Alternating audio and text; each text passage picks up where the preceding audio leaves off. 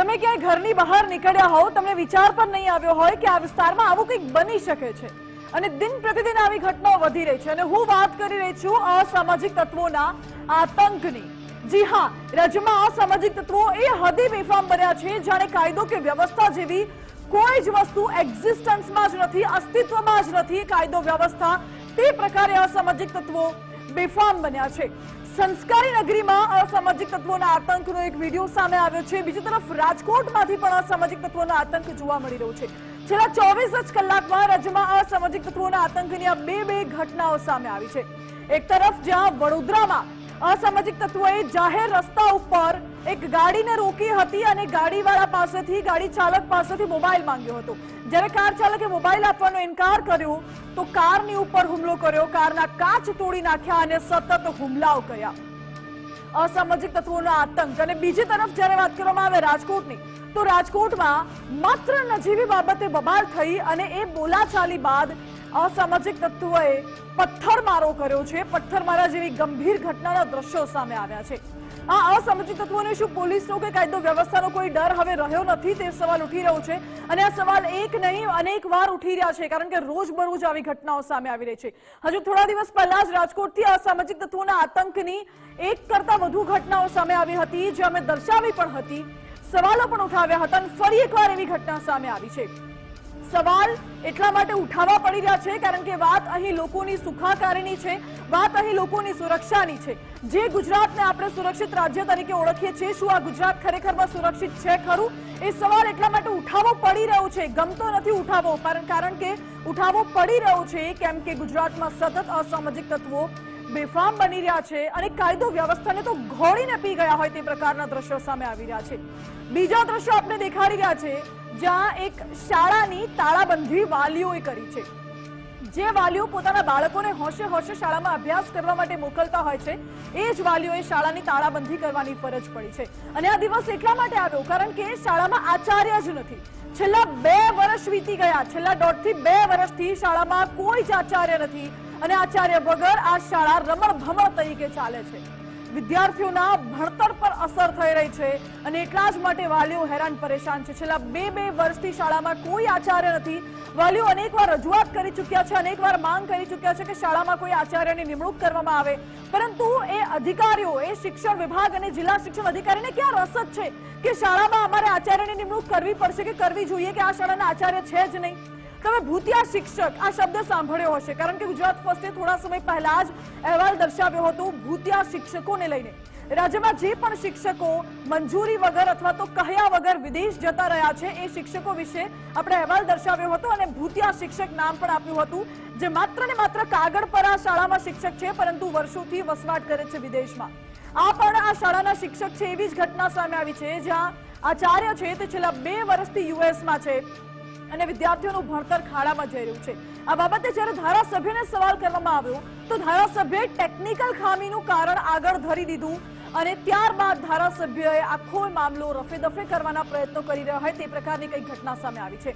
આ બંને મુદ્દા વિશે વાત કરવી છે। શરૂઆત કરવી છે અસામાજિક તત્વોના આતંકથી।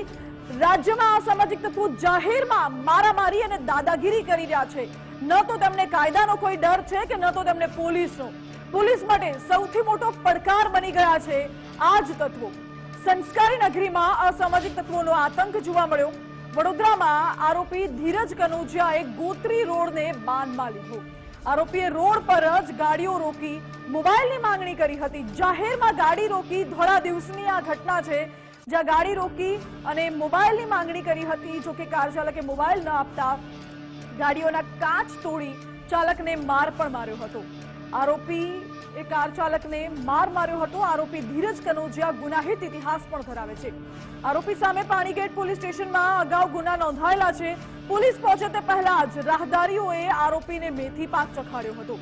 પોલીસે જો કે ઘટના સ્થળે પહોંચી આરોપીની ધરપકડ કરી છે, પરંતુ સવાલ એ ઉઠે છે કે લુખ્ખા તત્વો શું કામ આટલા બેફામ બની રહ્યા છે, શું કામ આટલા છાકટા બન્યા છે, શું કામ આટલા લુખ્ખા તત્વોને કોઈ પોલીસનો કે કાયદો વ્યવસ્થાનો ડર નથી રહ્યો, તે સવાલ અહીં ઉઠી રહ્યો છે। એક તરફ જે સીસીટીવી સામે આવ્યા છે તે પણ આપને દેખાડ્યા હતા, જ્યાં આ શખ્સ લોકોની ગાડી રોકે છે, ગાડી રોકીને બેફામપણે મોબાઈલ માંગે છે અને જો કાર ચાલક મોબાઈલ આપવાનો ઇનકાર કરી દે તો ગાડીના કાચ તોડે છે અને ત્યારબાદ તે કાર ચાલકને માર પણ મારે છે.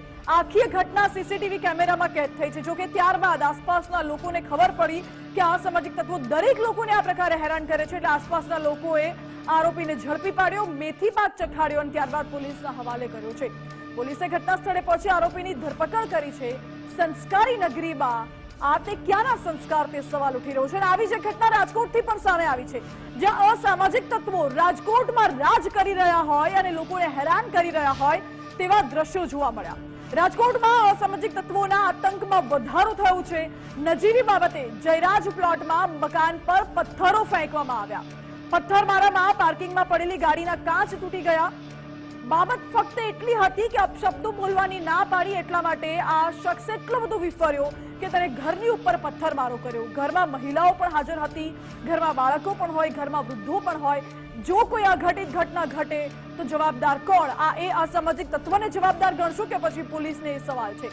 5 જેટલા લોકો બાઇક પર આવ્યા અને પથ્થરમારો કર્યો હતો ઘર પર, જે ગાડીના કાચ તૂટી ગયા.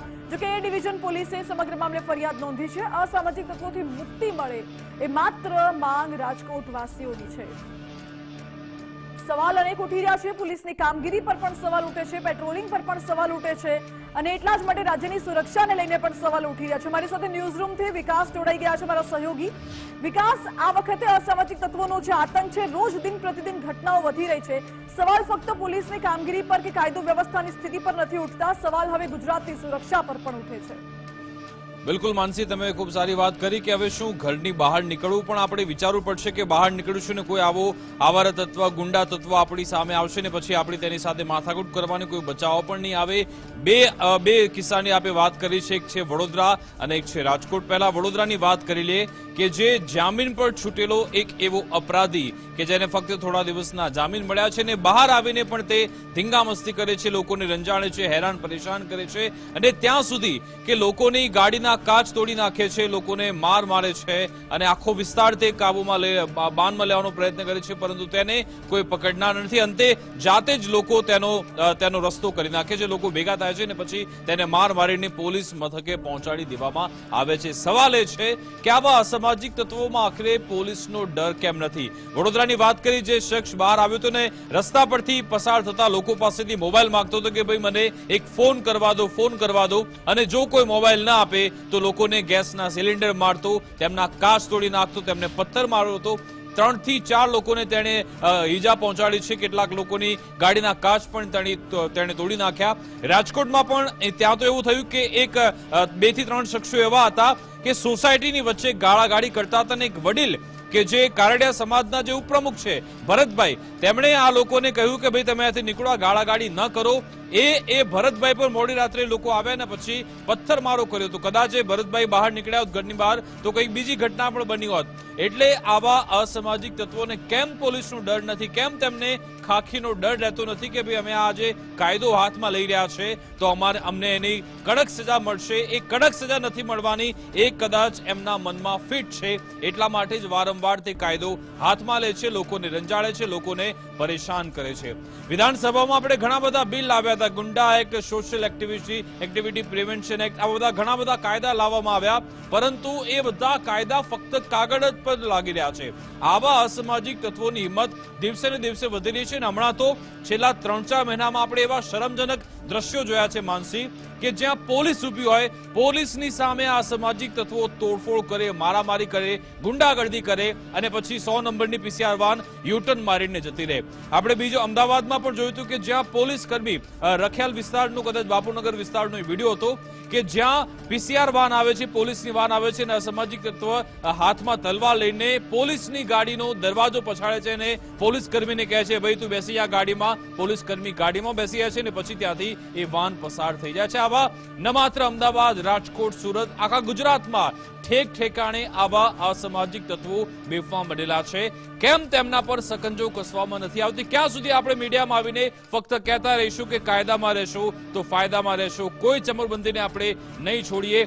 આ દાદા સરકારનું રાજ છે, દાદા સરકારમાં દાદાગીરી નહીં ચાલે. ક્યાં સુધી કહેવામાં આવશે? ક્યારે આખરે દંડો ઉપાડવામાં આવશે? ગૃહ રાજ્યમંત્રી હર્ષ સંઘવીએ પણ કહ્યું હતું કે પોલીસ પાસે જે દંડો છે એ દંડાનો ઉપયોગ બરાબર કરવો જોઈએ. તો કેમ આવા અસામાજિક તત્વો પર દંડાનો ઉપયોગ કરવામાં નથી આવતો? જો કહેવામાં આવતું હોય કે પોલીસ તેના દંડાનો બરાબર ઉપયોગ કરે છે, એટલે આવા ઘણા બધા સવાલ ઉભા થઈ રહ્યા છે. પરંતુ આમાં સમાજે પણ પોતાની જવાબદારી નિભાવવાની જરૂરિયાત છે, કારણ કે લોકોને એક કાયદો, તેમના જે પરિવારના લોકો છે, તેના માતા પિતા છે, તેના સગા સંબંધીઓ છે, તેના મિત્રો છે, તેણે પણ આવા લોકોને કહેવું પડશે કે ભાઈ તમે લિમિટમાં રહો, તમે એક લિમિટ ક્રોસ કરી રહ્યા છો, તમે કાયદો હાથમાં લઈ રહ્યા છો. અને આવા તમામે તમામ લોકો આપણા સમાજ માટે દૂષણ છે. આ દૂષણને ડામવું ખૂબ જરૂરી છે. આવા અસામાજિક તત્વો લોકોને હેરાન કરે છે, વાતાવરણ બગાડવાનો પ્રયત્ન કરે છે, વાતાવરણ ડોળે છે. આવા અસામાજિક તત્વોની શાન કેવી રીતે ઠેકાણે આવશે? જો પોલીસ ધારે તો. પોલીસ જો ધારે તો આ અસામાજિક તત્વો ઘરની બહાર નીકળવાનું વિચારે પણ નહીં. પરંતુ પોલીસ પોતાની ઈચ્છા શક્તિ નથી દર્શાવતી, એટલા માટે જ આવા અસામાજિક તત્વોને ખુલ્લું મેદાન મળી જાય છે. પોલીસ પોતાની ઈચ્છા શક્તિ શા માટે નથી દર્શાવતી? શું આ સામાજિક તત્વો પોલીસના ખીચા ગરમ કરે છે એટલા માટે? એ બધા જ સવાલો છે, પરંતુ જવાબ નથી. વિકાસ, આભાર આપનો. આ બધા જ સવાલો પોલીસની સામે ઉઠી રહ્યા છે, કારણ કે જ્યારે ગૃહ રાજ્યમંત્રી પોતે કહે છે કે પોલીસ પાસે દંડો છે, પોલીસ તેનો ઉપયોગ કરી શકે છે, પોલીસે તેનો ઉપયોગ કરવો જોઈએ, તો શા માટે પોલીસ કોઈ દંડાત્મક કાર્યવાહી નથી કરતી? શું ફક્ત રીલ બનાવવામાં કે સરઘસ કાઢવામાં જ રસ છે? તે સવાલ પણ અહીં ઉઠી રહ્યું છે. આ બાબતે લોકોએ એક થવું પડશે, અને લોકો તો એક થશે, પરંતુ સાથે સાથે પોલીસે પણ કડક કાર્યવાહી કરવી પડશે. જો પોલીસ કાયદો અને વ્યવસ્થા પોતે પોતાના હાથમાં કડક રીતે લઈને તેનો અમલ કરાવી શકતી હોય તો જ આ પ્રકારના અસામાજિક તત્વો છે તે અસામાજિક તત્વોને ડામી શકાય છે, તેમના આતંકને દૂર કરી શકાય છે, અને ગુજરાતને એક સુરક્ષિત રાજ્ય તરીકે પાછું તેની છબી સ્થાપી શકાય છે. આ બંને દ્રશ્યો આપને સ્ક્રીન ઉપર દેખાડી રહ્યા છે.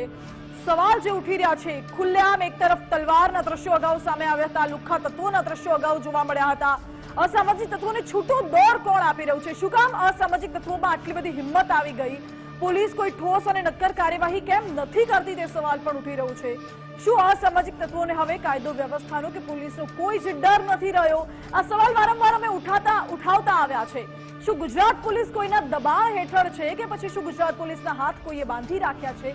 તે સવાલ પણ ઉઠે છે. ઘણી વખત એવા પણ કિસ્સાઓ સામે આવે છે કે અસામાજિક તત્વો, શું સવાલ એ છે, શું અસામાજિક તત્વો પોલીસના ખીચા ગરમ કરી રહ્યા છે, પોલીસના ખીચા ભરી રહ્યા છે, એટલા માટે પોલીસ કોઈ કામગીરી નથી કરતી? તે પણ સવાલ ઉઠી રહ્યું છે, કારણ કે ઘણા દ્રશ્યો અલગ અલગ સામે આવે જ્યાં ખુલ્લેઆમ તલવાર લઈને ફરતા હોય, ખુલ્લેઆમ ચાકુ લઈને ફરતા હોય અસામાજિક તત્વો, અને તેમના વિરુદ્ધ કોઈ જ કાયદાકીય પગલાં લેવામાં નથી આવતા. બહુ જ ઓછા કેસીસ એવા હોય છે કે જેમાં પોલીસ અસામાજિક તત્વોને પકડીને કડક કાર્યવાહી કરે છે અને દંડાત્મક પગલાં લે છે કે ફરીવાર આવી કોઈ ઘટના ન બને. પરંતુ સવાલ ફરી એકવાર એ જ ઉઠે છે કે શું સરઘસ કાઢવા માટે અને રીલ બનાવવા માટે પોલીસ કાર્યવાહી કરે છે, કે પછી ખરેખરમાં લોકોની સુખાકારી માટે, લોકોની સુરક્ષા માટે પોલીસ કામગીરી કરે છે? એ સવાલ વારંવાર ઉઠતો આવ્યો છે. જે રીતે આ અસામાજિક તત્વોના આતંકની ઘટનાઓ સતત દિન પ્રતિદિન વધી રહી છે. શું આ આપણું ગુજરાત સુરક્ષિત રાજ્ય છે ખરા? એ સવાલ ઉઠાવવો પડી રહ્યું છે. અત્યાર સુધી ગુજરાતની છબી હતી એક સ્વચ્છ સુરક્ષિત રાજ્ય. બહારથી પણ લોકો આવતા હતા, લોકો વખાણ કરતા હતા કે ગુજરાત તો સૌથી સુરક્ષિત રાજ્ય છે, ગુજરાતમાં કોઈને ડરવાની જરૂર નથી, બધા શાંતિથી સુખાકારીથી અહીંયા રહી શકે છે. પરંતુ હવે સવાલ ઉઠાવવા પડી રહ્યા છે, કારણ કે દિન પ્રતિદિન જે અસામાજિક તત્વો બેફામ બને છે, જાહેરમાં આતંક મચાવે છે, પથ્થરમારો કરે છે, કાચ તોડે છે, દંડા વડે, છરી વડે હુમલો કરે છે, તલવાર લઈને ફરે છે, જેને લઈને સવાલો અનેક ઉઠે છે. લોકોની સુરક્ષાને લઈને સવાલો ઉઠે છે.